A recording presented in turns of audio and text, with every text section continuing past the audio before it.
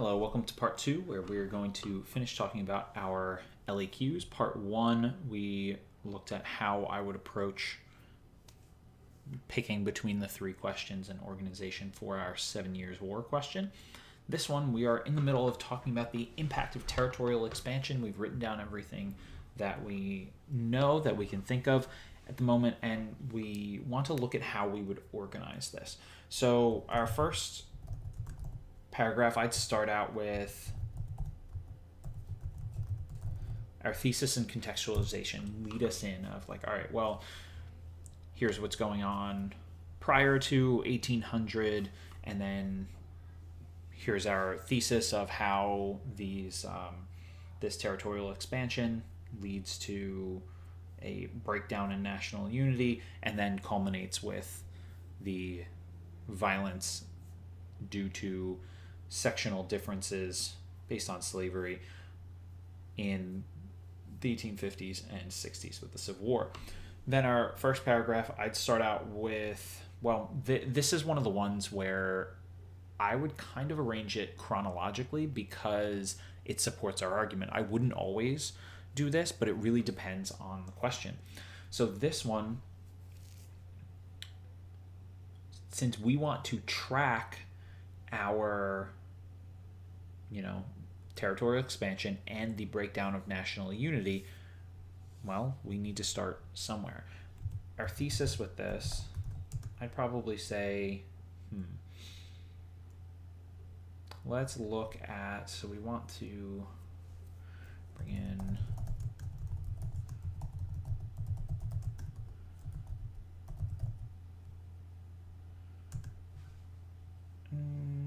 the early territorial expansion was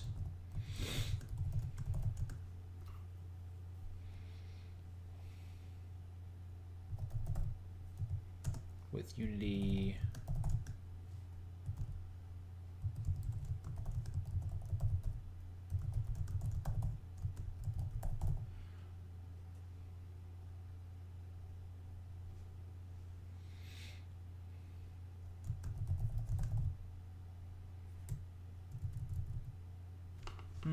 actually, I'm trying to think of where we want something specific in. So although early territorial expansion, such as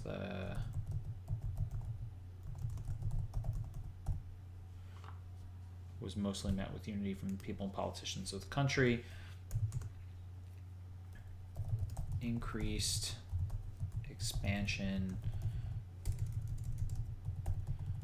between 1800 and 1850 led to a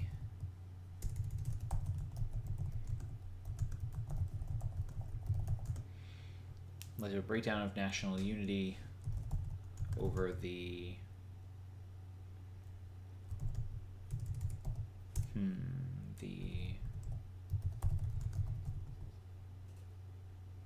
conflicting views, maybe. And the reason I'm spending so much time kind of like going back and rewriting my thesis is like, well, when we're looking at the rubric, that is one of our 6 points of having a clear thesis, and also the thesis helps guide what we're writing. So like once we have a solid thesis, then that helps us build our paragraphs, get these analysis and reasoning points, making sure we're supporting that argument and not just writing stuff down. Not just saying Louisiana Purchase, Missouri Compromise, done, check.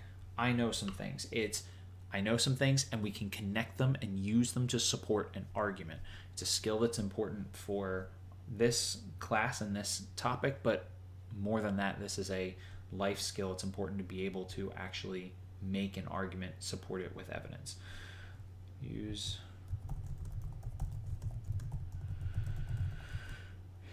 conflicting views over slavery in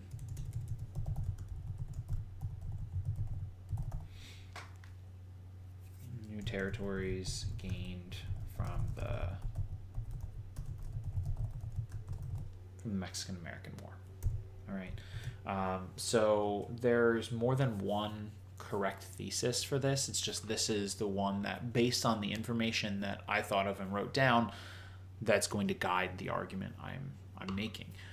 There are many correct ways of phrasing it. There are many like not correct ways of doing it too, but let's focus on just some different ones where we're discussing the impact, so we need to show its importance, show what ends up happening. So I'd start off, maybe have a paragraph talking about like the early 1800s,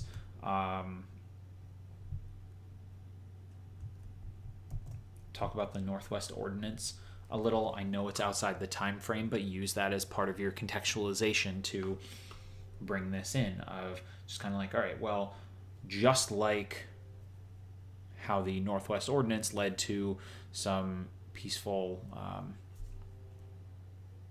integration and national unity when it comes to those new territories, that's very similar for the Louisiana Purchase. All right, so that the Louisiana Purchase, you should bring up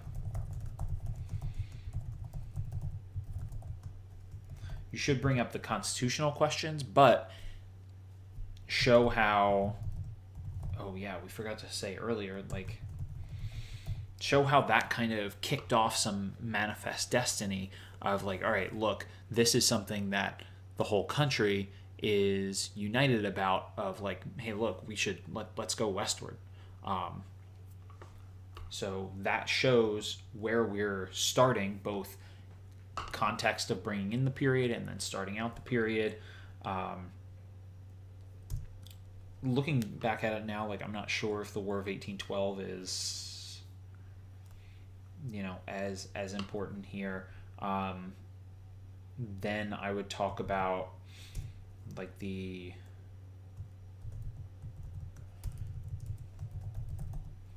unity in the 1820s, talk about the era of good feelings, look at how, like, even though there was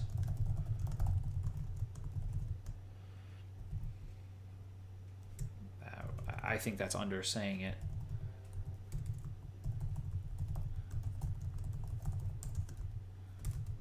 We can look at the Missouri Compromise keeping national unity, of not letting the issue of slavery in the territories break down the national unity. And then I would start to talk about changes such as East versus West with Jacksonian era, and then talk about like the issues with the National Bank, with sorry about that. So talk about the issue of National Bank, the tariffs, and some of those things that come along with the culture differences caused by the groups that are in the older like states that came from colonies and ones that were from territorial expansion. The key there is making that connection. So that's the growth of sectionalism. And then you can look at an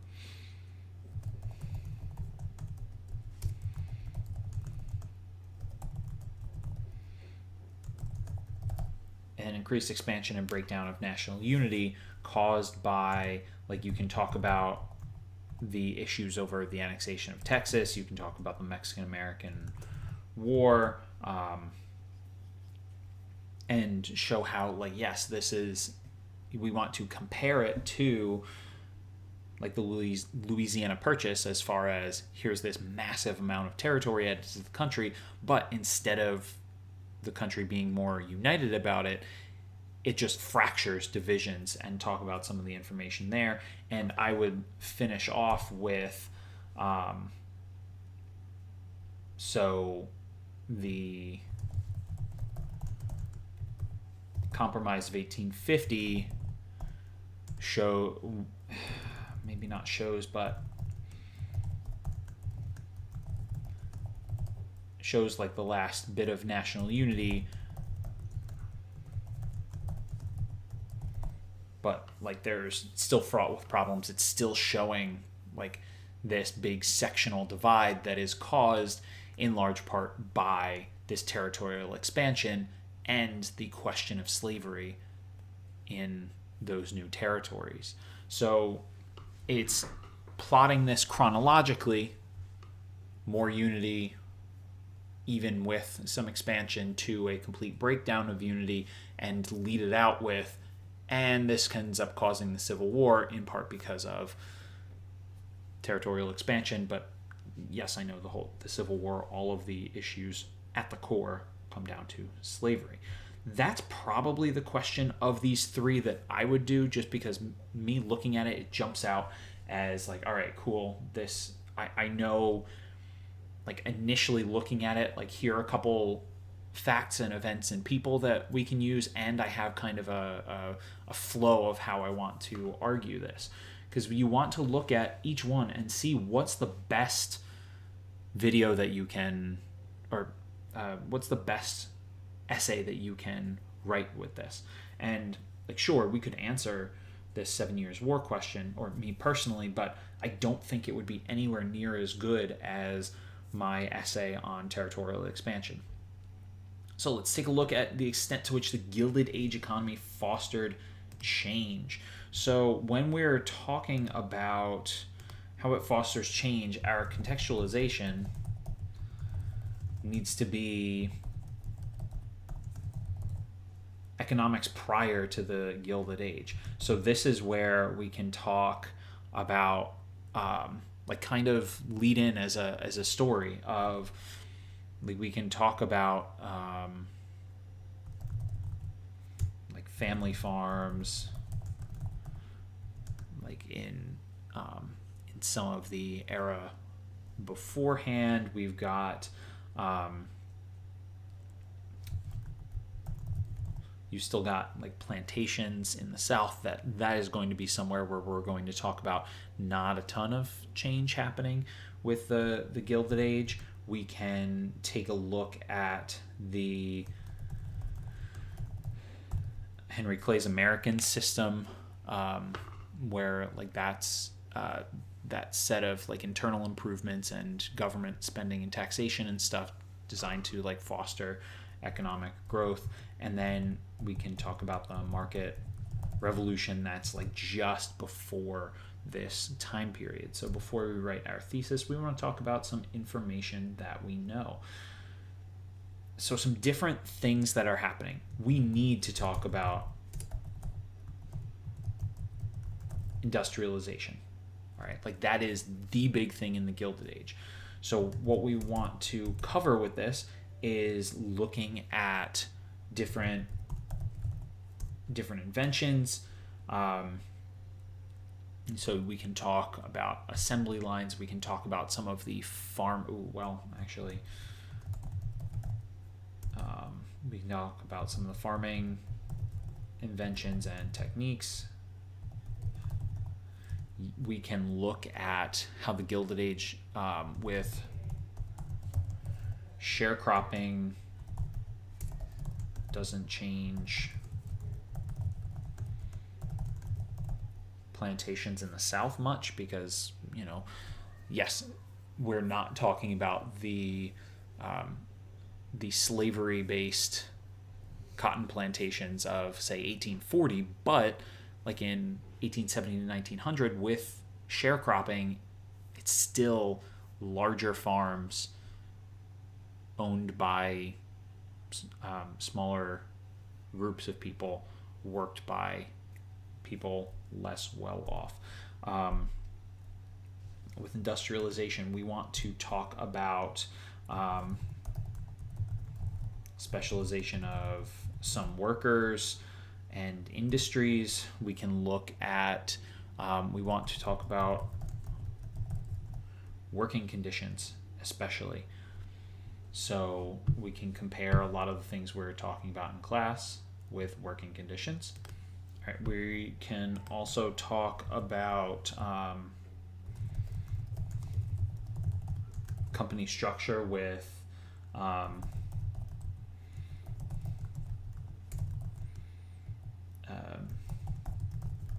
vertical and horizontal integration, trusts especially. We can look at the Gospel of Wealth and talk about the those individuals like Carnegie, Rockefeller, Vanderbilt, that J.P. Morgan, and their influence and like how that fostered change of like, yes, prior to this time there is still a concentration of wealth in the wealthier Americans. Like, look at a southern plantation. You have either people who are enslaved or people who are poor working on the working on these plantations owned by people who own a lot of land and property and wealth. So that doesn't really change much, but this is that idea of like they become even more wealthy here. We've got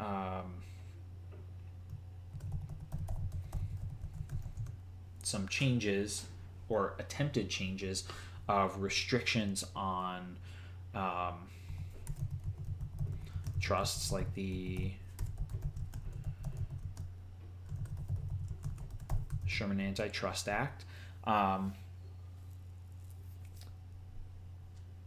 And let's see, what else changes with this? Well, with Gospel of Wealth, we can talk about social Darwinism.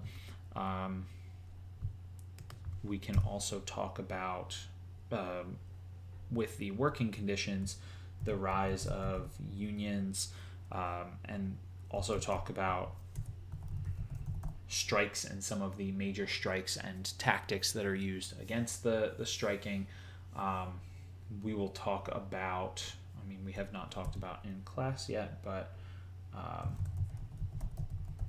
we'll talk about populism and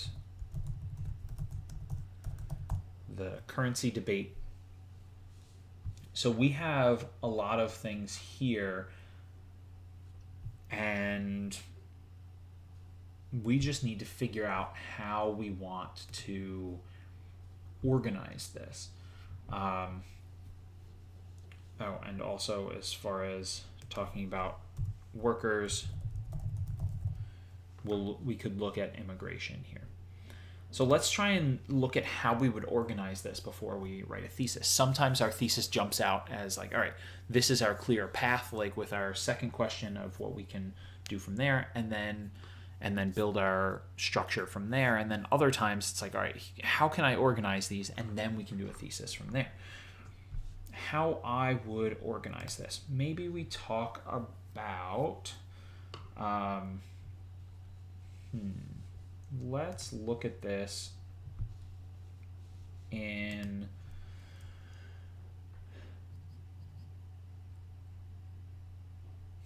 well, let's talk about maybe big business first, and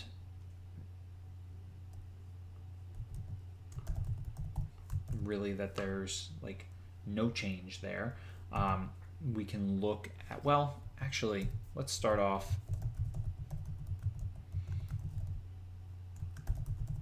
with like industrialization changes. And this is a great spot to start because we can build in that contextualization of looking at, here's how things were prior to this time period. Industrialization during this time period changes it, and here are some of the things. So we can look at our inventions and like different industries of going towards more factory work and such.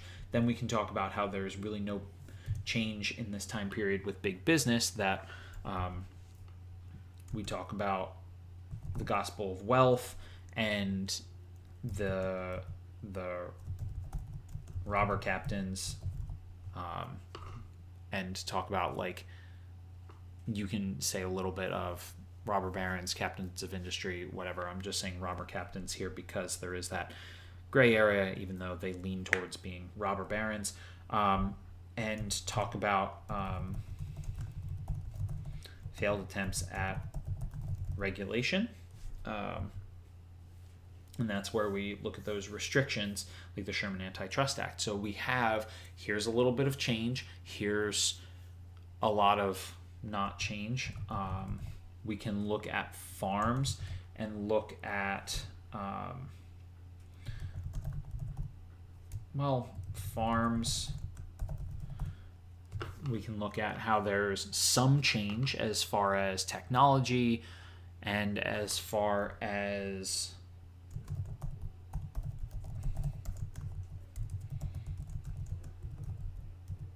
the goals of farmers politically, which we'll talk about populists in class, and how there's no change in some of the structure where it's still like some larger farms, so talking sharecropping especially, because that gives us some evidence, but that we're working into our argument. From there,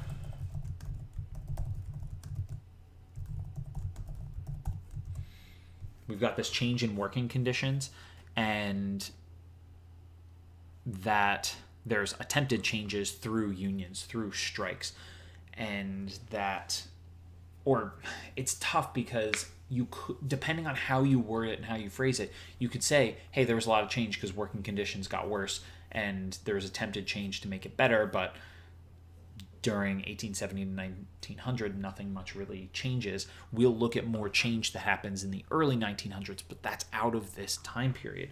So I would actually say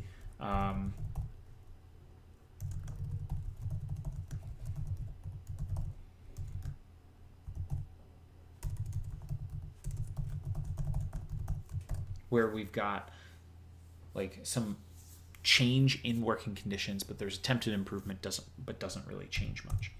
So for our, and then like that covers pretty much all of it, because all our information we are looking at is kind of working towards that same goal, and we can integrate it in there. Just wanted to write out some of this. So this is what I would kind of say for a thesis based on what I have written down. Again, there is not more than, or there is more than one correct argument that can be made here, as long as you're using correct information and backing it up with those facts and those examples. So although technological advances changed some economic aspects of life during the Gilded Age, attempts of unions to improve wages and working conditions for laborers, and political forces to restrict the growth and dominance of trusts and leading industrialists, no meaningful change was achieved. So we go through with this and kind of talk about how, like, all right, well, here are some things that are stagnant. Actually, I might change the order of this then, and maybe put the farms first and then big business. Like, hey, look, some things changed, like with industry, with how farming is done, but during the time period we still have the gospel of wealth and these robber barons that just kind of do whatever they want, and the regulation doesn't really change it. And then here's some working conditions for laborers, and actually then we can bring in populism and the farmers in that section, and talk about all of the ways that they attempted to change, but nothing meaningfully changes with this. There's still poor working conditions and such. So this is how I would look at these. And once you kind of have a thesis or have thought about the information some more, you can adjust how your organization is, and then just start writing, because you have a limited amount of time here. Please let me know if you have any questions, and thank you for watching.